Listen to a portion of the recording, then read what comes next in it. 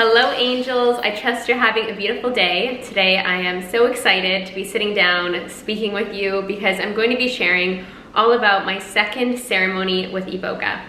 Now, a little behind the scenes here is that I'm actually sitting down to film this a couple of days before I'm publishing this video. So those of you who have been watching this series unfold in real time as I've been publishing it on YouTube might have wondered why I spoke into the first ceremony story time and then there were a couple of videos published, even though I said at the end of that video that I was going to talk about the second ceremony next. It's actually taken quite some time for me to integrate. And you'll come to understand why that is when I get into the depth of the story time about this particular journey. The title of this video itself might give it away, but it's taken some time for me to integrate. At the present time of filming this video for you, I am in Tulum, Mexico. I have completely uprooted, shifted, and changed my life in a lot of really big ways, and that's part of the whole integrative Iboga experience. It's been absolutely wonderful, but it's taken some space and time in this three-dimensional reality for me to be able to sit down and speak about the second journey in a way that I feel like will be best delivered to you.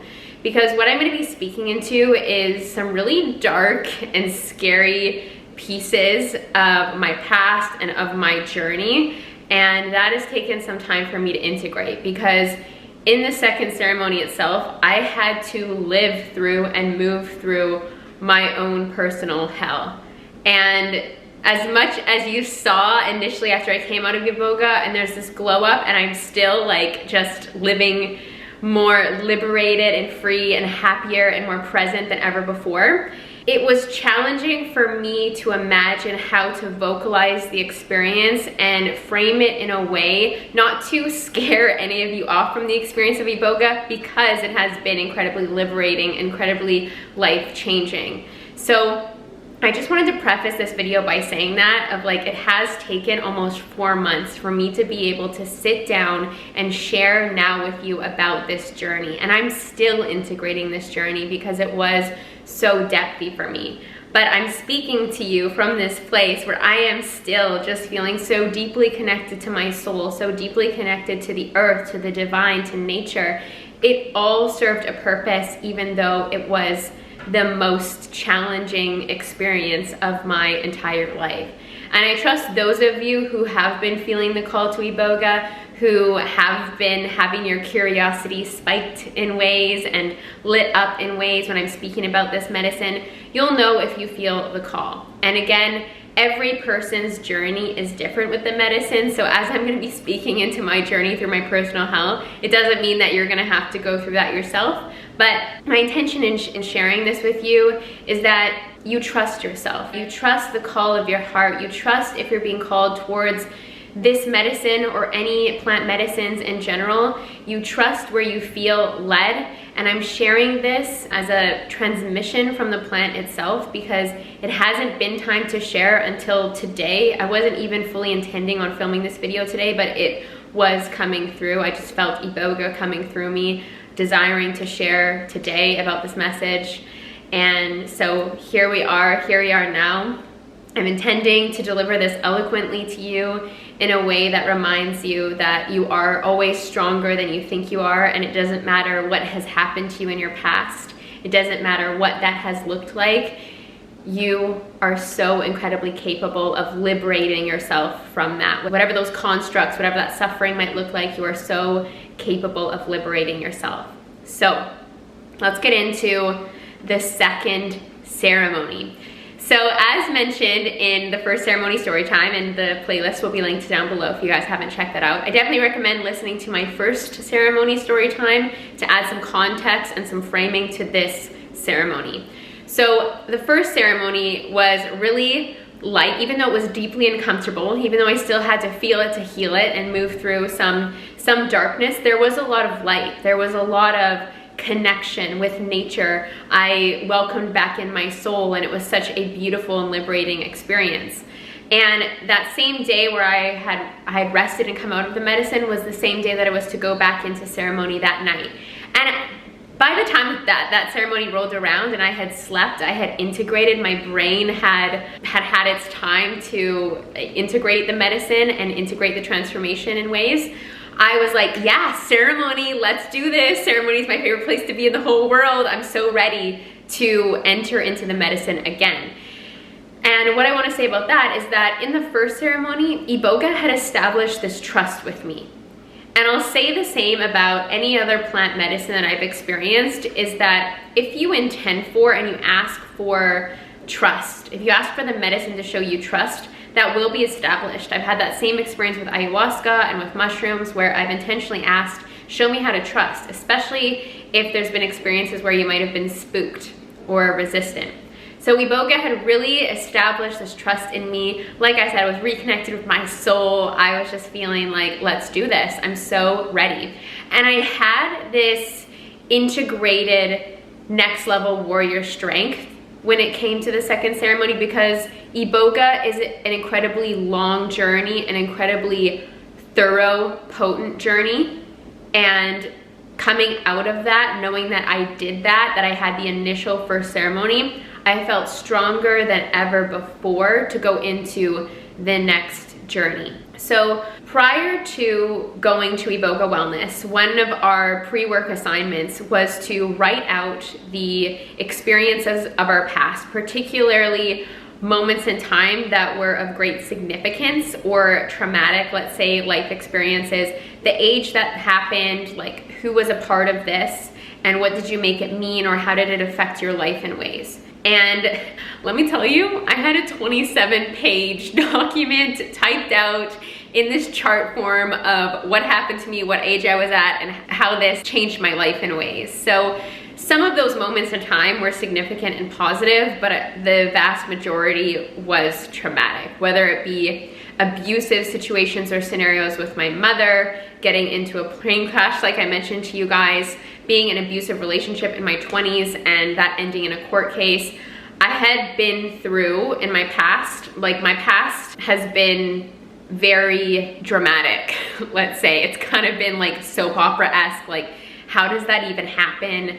And what I can say to you is that it was really the divine time that this plant entered my life, that ceremony happened, because what I can tell you is that in writing out that document, I became incredibly aware of this theme, but what I was awakening to prior to Iboga, like after I committed to the medicine and the ceremony pre-work started to happen, I'll definitely create a video on that too, just like inform you guys. But I started to awaken to the fact that my childhood and my experience in life so far has been incredibly challenging, incredibly traumatic. It hadn't looked like anything. Of course, no person's journey is the same, but what I'm saying is that I really became present to the fact that I felt incredibly heavy about my experience of life on earth. As in, I know that there's duality, that there's tragedy and there's beauty, right? There's light and there's dark. But when it came to my journey on life so far, I could not see the beauty outweighing the darkness. I could not see the sweetness outweighing the trauma. Like this heaviness, this pull of the intense traumatic experiences were locked in my body, were locked in my mind, and were keeping me at an energetic state of being and an operation in my own mind, which felt like too much for a human to manage. Okay, like too much. Like I started to wake up to memories of childhood abuse from my mother as I was preparing for Iboga. And I remember I was in a somatic therapy session where I was working with a practitioner to release trauma from my body, specifically through physical touch. And I was in this session and I became so present and aware that, again, there was no way that human Zoey could release the trauma that my mother had caused me. And what I mean by that is that sometimes in our past, when it needs to come to forgiveness, it's easier to forgive an isolated event. So for example, if there was one action of abuse that my mother took, like let's say she said something really hurtful to me, if that was a one-time event, I could isolate that in my mind. I could use the power of coaching and what I know and the tools that I have to release myself and forgive that situation and be free. But what I was awakening to was that I was essentially under my mother's care for the first 13 years of my life until I could choose legally to go live with my father. So I was subject to abuse every single day of my life under her care, under that household, until I could actively choose differently. And of course there was like times in which I spent weekends with my dad or went to his house sometimes, but for the most part as a young child, there was a lot of time spent in my most formative years. Before the age of 7, we are operating in theta state, which means that our brains, our subconscious minds are always sponges, right, absorbing information. But until age 7, we are intaking a lot, and we are creating a lot of constructs. We are creating a lot of messaging and programming in our subconscious mind up until that point. And I was under my mother's care, and I was abused and neglected. I faced a lot of trauma every single day under her care. And so what I was awakening to was I could spend my entire life, if I was writing out and remembering everything that was stored in my subconscious mind, I would be writing a list for so long. And I realized that a lot of my life, me being on this path of self-improvement, of spirituality, like I'm so grateful for everything that my mom represented, everything that teacher was for me in my life. But I realized that so much of my energy expenditure has been on undoing and healing what was done under her care, when I just wanted to be free.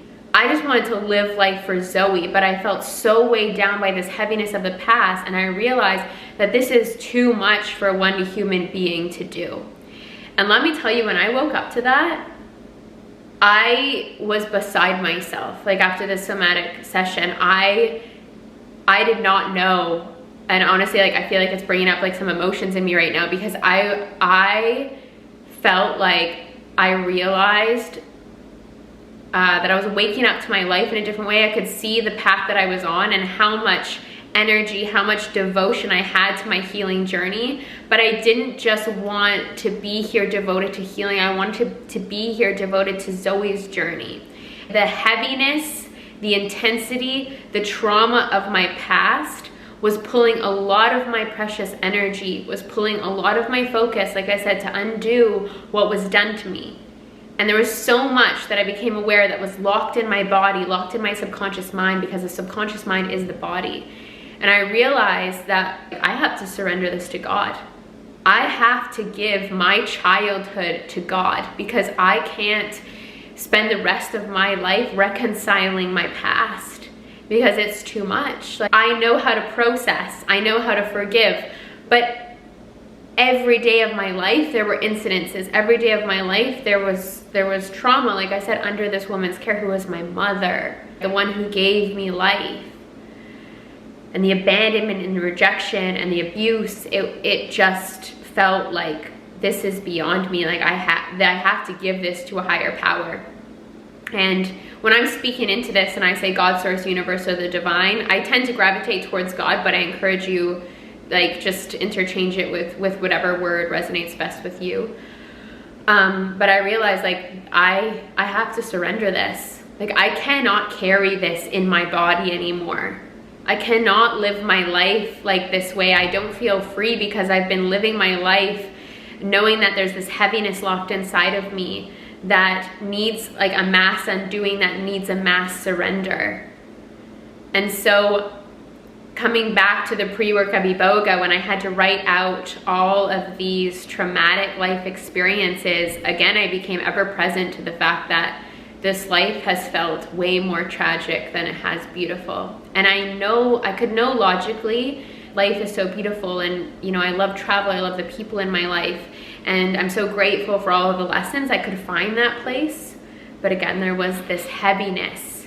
There was this inability to access the freedom, the internal freedom that I desired, because of how immense and heavy the past has felt.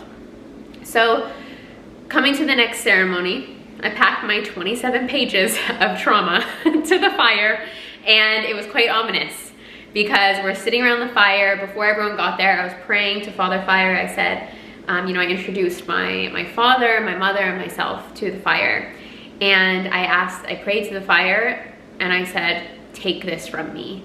I am ready to completely be done with my past. I am ready to eliminate this from my body, from my life. I'm ready to be free. I'm ready to live life for me. Like I said, my soul came in that first ceremony and said, you came into your life with like, you know, drama, let's say all this karmic drama, like a lot of lessons, really young age, like a lot was chosen for you that you chose in your first 30 years of life. And now the next part of your life is to live life completely for you. And so I knew that this is what I had to do. I knew that this act of prayer, I knew that this act of devotion to myself, I knew that the action of taking that paper intentionally to the fire, I was going for it. I was ready to just be done with it. And like I said, this warrior spirit was ignited to a much deeper level. It was awakened in me more than ever before after the first ceremony. I'm like, whatever it takes, I'm doing this. My soul is with me now. I'm stronger than ever. I am done with the past. This is no longer going to weigh me down. So put that into the fire. Little did I know that we would be really going to work on eliminating the past from my entire being, from my entire body. So we're sitting around the fire again, and Levi comes around and gives us the medicine, clears us with that beautiful resin, and the ceremony commences. We're listening to the Bwiti wisdom, and I remember again the medicine came in really fast for me again.